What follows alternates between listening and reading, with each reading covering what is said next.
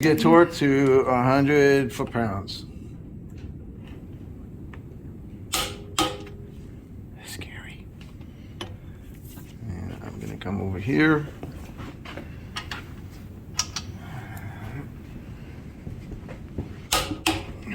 Okay. Over here.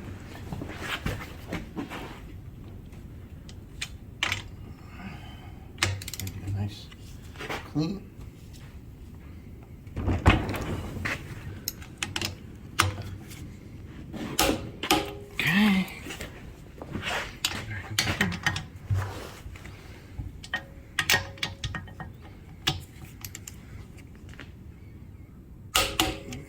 Alright, so there we have it. So now what we're going to do is we're going to take this out, then we can pull this pin out, put the shafts back in, put the pin back in, and fill it up, just cover back on, and then reassemble the rear, and we're good to go. Okay? Be back in a minute. Hey YouTube, this is J and T Customs. I'm Jay. I'm T. And how are you doing?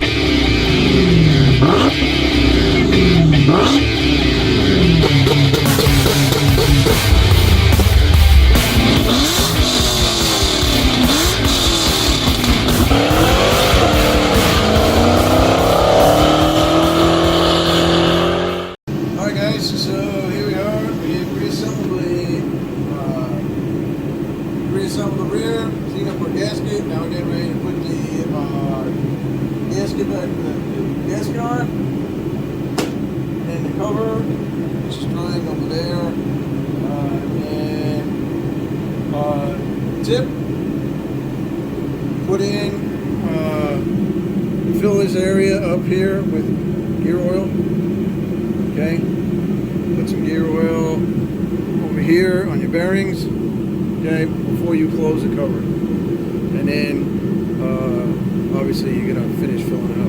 But so we have to clean up our rotors. So our rotors are back on. Clean them up a little bit. We didn't do a whole lot of cleanup on this because I don't know why, but we didn't. So basically it's all back together. Okay. And like I said, you can see where our gears really laid down nice in our gear set here. Okay, so you can see that there's nice right in the middle where they belong on both the drive side and the return side. So this looks good. Now we have a 28,000 shim over here, 26,000 shim over here, and there's a 7,000 shim on the pinion gear. Okay. And that set this up nice. So we're just about to put this back together here. We're just waiting for the cover to dry. It's aluminum cover, so I cleaned it up, shot it with some clear, so it looks nice. It'll last for a little while. It's a racing cover, so there's bolts in it that hold these in place, because under extremes, these actually tend to loosen up. So that keeps the caps in place. Okay. Other than that, there it is. Any questions, comments? Leave them in the comment section. If there's anything that you missed and that you want us to see, let us know. And obviously, try to answer all your questions as best we can. And while we're at it,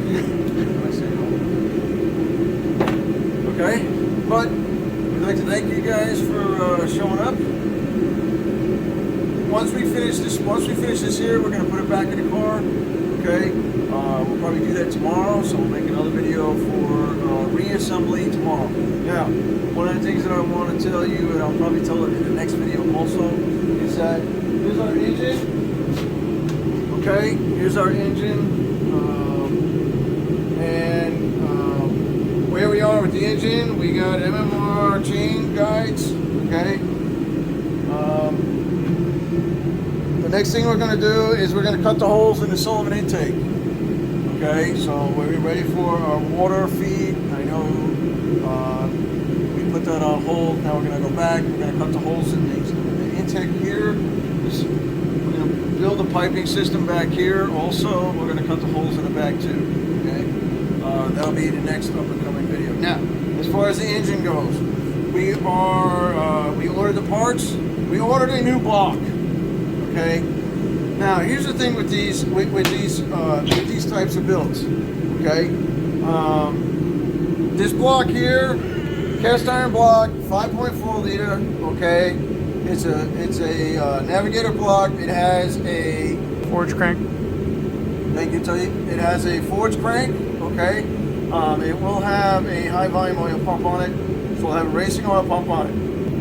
Now, as far as the block goes, here's the thing with these blocks, okay? Well, with any build, why you just look close to me? Or with any build, okay? Or with any build. T and I went over it. We were going to buy all the parts: pistons, rings, rods, okay, crank, and then we were going to do the work ourselves, okay? But if I have to send this block out to get machined, okay, now it starts to add up in price, okay? Because if they'll resurface the decks, they'll make sure that there's no cracks in it. They'll make sure that there's if it needs to get bored, 15 over or what have you, they'll take care of that. If the crank has to get underground, okay, or reground, polished, what have you, piston, okay. So that work there would go to the machine shop. That costs a lot of money, okay? So if we were to buy all of the parts for the internals on the lower end, okay, and have the material and have the block machine, plus we have to buy the tools. Now we got to buy precision tools. We got to buy a ring compressor. All right. So what you want to do, there are ring compressors that are, they go from, it's like a wrench, and it just pushes down. You don't want that. You want a specific size ring compressor. That's the best way to do it, the best way to get it. Okay? You want a ring guide that just sits on the cylinder head, so it guides the rings in, precisely where they go, so you don't break them. Okay? You also want a ring gap tool. Okay? You're gonna need, if you want to balance your pistons, okay, and grind them down where your pistons are perfectly balanced with each other, okay, you need to buy a good scale. A good scale is $150 plus to buy, okay. Then you need to buy the stand platform that holds the rods in place, and so on and so forth. So, what's the point? The point is that there are a lot of precision tools that you would have to buy, okay, that you can't do in your garage, okay? You can do it in your garage with the precision tools. The precision tools, they add up. They actually add up. We added them up because we were deciding, what are we going to do? We're going to do all the bottom end. We're going to show you how to do it, da-da-da-da-da.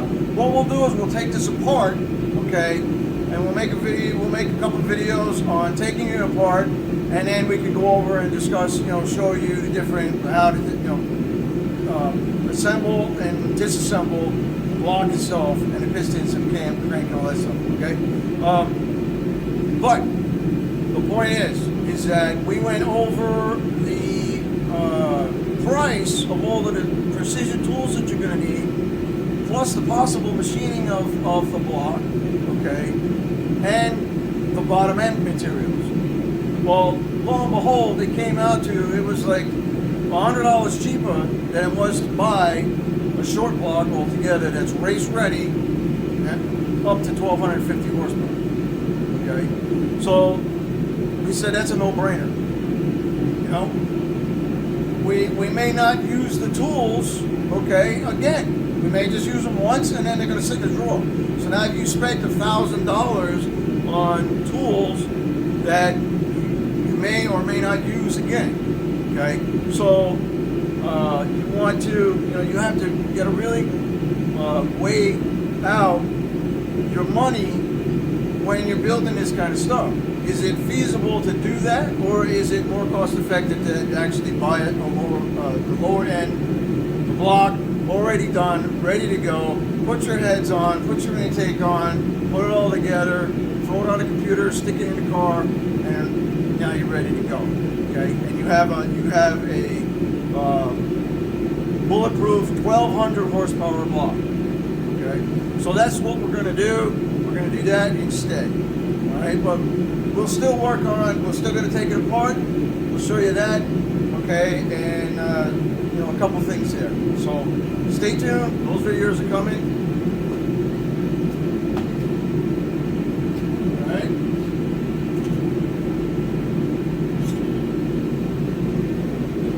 This is ready to go on.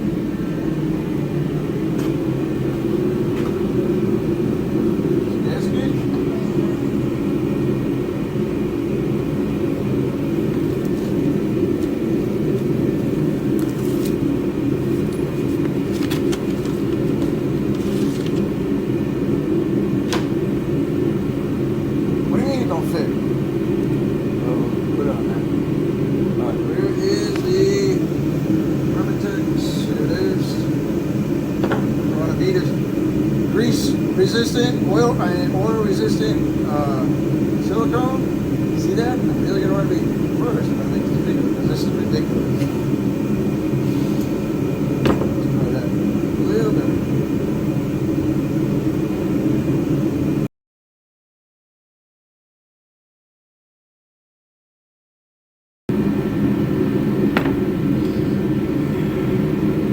And some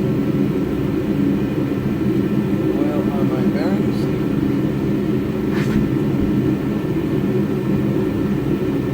Put some oil in here. The more I put in here, the less I have to fill up later.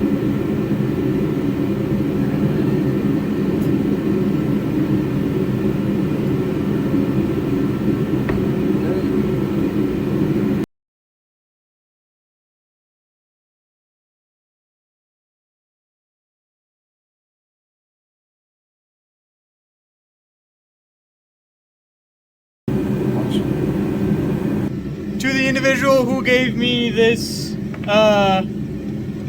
cap here, you know who you are. You gave me a bolt that doesn't have a washer. I'm gonna call you in a minute.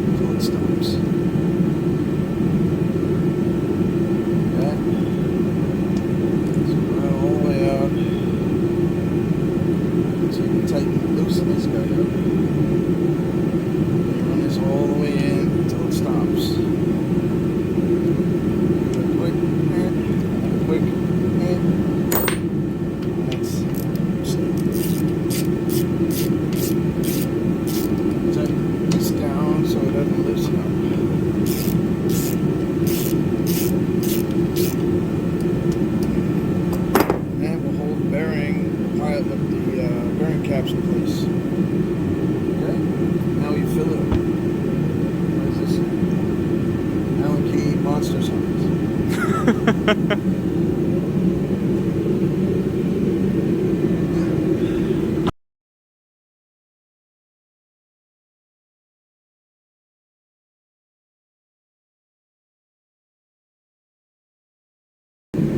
Ford racing parts. You always put that in. See? Additive friction modifier, yada yada yada. This goes in there. Shake it up.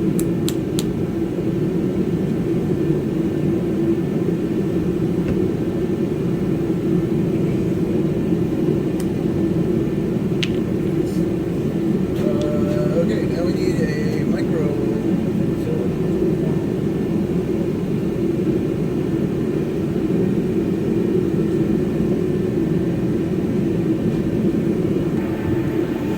Alright, there's our rear.